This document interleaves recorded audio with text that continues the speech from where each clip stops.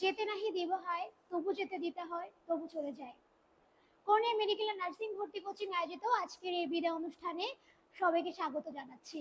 আসলে আজকের এই বিদায় শুধু সময়ের বিদায়, মন থেকে বিদায় নয়, তোমাদের সাথে দেখা হয়ে যাবে কোনো এক নার্সিং কলেজের সবুজ প্রাঙ্গণে, সেই আশাই তোমাদের কাছে আমরা রাখছি। তো প্রোগ্রামের শুরুতেই ডেকে নিচ্ছি শিক্ষার্থীদের উদ্দেশ্যে কিছু গুরুত্বপূর্ণ কথা বলার জন্য আমাদের কর্নিয়া মেডিকেল নার্সিং ভর্তি কোচিং এর অত্যন্ত জনপ্রিয় একজন শিক্ষক, আমাদের ইংরেজি শিক্ষক প্রিয় সজন স্যারকে। Please welcome Sajan sir. দুইজন ঢাকা ভার্সিটি থেকে মাস্টার্স কমপ্লিট করা, দুইজনই বেকার।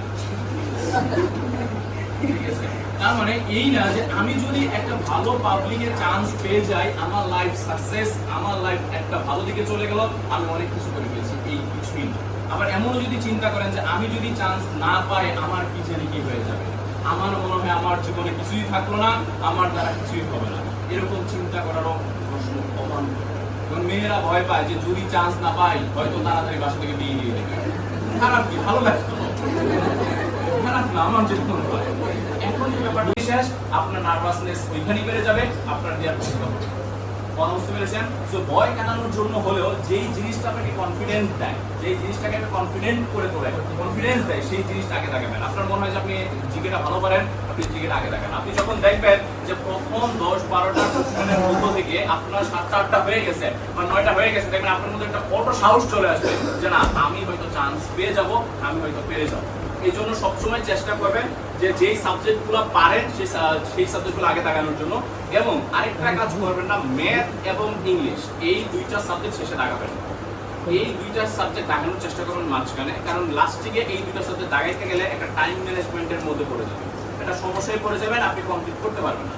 কারণ এই দুইটা জিনিস হচ্ছে আপনাদেরকে নার্ভাস করে দেয়, এই দুইটা জিনিস আমাদেরকে ভয় দেয়। এই দুইটা জিনিস সবসময় দাগানোর চেষ্টা করবেন মাঝখানে, যেন শেষে গিয়ে টাইমের ঝামেলা হয়ে পড়তে না হয়, আবার প্রথমে দাগায়ও ভয়টা না পাই। আবার পরীক্ষার হলে দেখে নেই বন্ধু এটা কি, তাহলে কিন্তু ঝামেলা হয়ে যাবে। এখন হয়ে গেছে, দেখেছে যে এমনও হইতে পারে যে আপনার আশেপাশে চিন্তা করলেন যে এখানে বসছি, পাশে চারপাশে 4 জন আছে, এর থেকে একটা জিজ্ঞেস করবো, ডান পাশ থেকে একটা জিজ্ঞেস করবো, পিছন থেকে একটা জিজ্ঞেস করবো, সামনে থেকে একটা জিজ্ঞেস করবো, তাহলে 4 জনের কাছে 4টা জিজ্ঞেস করলে কয়টা হয়ে যাবে? 4 মার্কস হলে তো আপনার চান্স হয়ে গেছে। বাকিদের থেকে চান্স আগে গেছেন আপনি 4 মার্ক। এই চিন্তা যদি করেন তাহলে বিশাল বড় একটা ধরা। কেন? কারণ ওইখানে যে পরীক্ষকগুলো আছে ওদেরকে খুব সুন্দর করে নির্দেশনা দিয়ে দেওয়া আছে, আপনাকে সাইলেন্ট এক্সপ্লেন করে দেবে। আপনার দিকে সে কোনো কিছুই করবে না, আপনাকে নিয়ে সে কোনো মাথায় কামাবে না, টুক করে আপনার রুলটা কেটে দিবে, আপনি দেখবেন যে আপনার পরীক্ষার রেজাল্ট দিয়ে আসবে। আপনি ভাববেন আপনি তো রুল ভুল করে চলে আসছেন, আপনার মনে হবে যে আমি হয়তো কোনো না কোনো ভুল করে চলে আসছি, কিন্তু সে আপনাকে সাইলেন্ট এক্সপ্লেন করে দিয়েছে। এবং আপনার মনে হইতে পারে যে আপনি ডান পাশের ওয়ালটা দেখি, বাম পাশের ছেলেটাকে দেখি সুন্দর মনে হচ্ছে, পিছনে গিয়ে দেখি আর একটু কেমন লাগে, দরকারই নেই। পরীক্ষা হলে যাবেন, কনসেন্ট্রেশন অনলি নিজের দিকে, কনসেন্ট্রেশন অনলি খাতায়, একবারে নিজের দিকে। যা পড়েছেন এনাও। পরীক্ষার আগের রাতে এবং পরীক্ষার আগের দিন কোনো ধরনের প্রেশার নেওয়ার দরকার নাই। আমি বলবো পরীক্ষার আগের রাতে তো বই ধরারই দরকার। পরীক্ষার আগের রাতে সন্ধ্যার পর ঘুমায় যাবেন, একদম রিল্যাক্স হয়ে সকালে উঠবেন, পরীক্ষা দিতে চলে যাবেন। কারণ পরীক্ষার আগের রাতে যদি স্ট্রেস নেন, যদি প্যারা নেন, মাথায় যদি ভয় নেন, সেই জিনিসটা পরীক্ষার হলে কাটায় ওঠা যায় না। কথা বুঝতে পেরেছেন? এই জন্য নিজেকে রিল্যাক্স রাখার চেষ্টা করবেন। যত বেশি রিল্যাক্স থাকবেন আপনার পরীক্ষাটা তত ভালো হবে, আপনার তত বেশি কাজে লাগবে। যেটা আপনি 50-50 জানেন ওই জিনিসটা আপনার মাথায় ঘুরবে, কিন্তু আপনি যদি মানসিক প্রেসারে থাকেন, চাপে থাকেন, তাহলে আপনি যে জিনিসটা 80-90%ও জানেন সেই জিনিসটা পরীক্ষার হলে আপনি কনফিউজ করবেন। তো এই জন্য বলবো যে লাস্টে আপনাদের সাথে বেশি দিন সময় নাই, আপনাদের হাতে আর 4 থেকে 5 দিন সময় আছে। বেশি বলে ফেলছি? আচ্ছা, 2 দিন সময় আছে।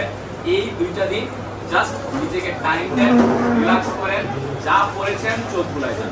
পারেন আর না পারেন, দেখে মনে হচ্ছে যে সব নতুন দেখতেছি, নতুন জিনিসটা আবার একটু দেখা যান, যে দেখে একটু সুন্দর লাগে কিনা, বইটাকে কেমন লাগে, একটু নিজেকে জাস্ট চোখ বুলায় যান। আমি আশা রাখি যে ইনশাআল্লাহ।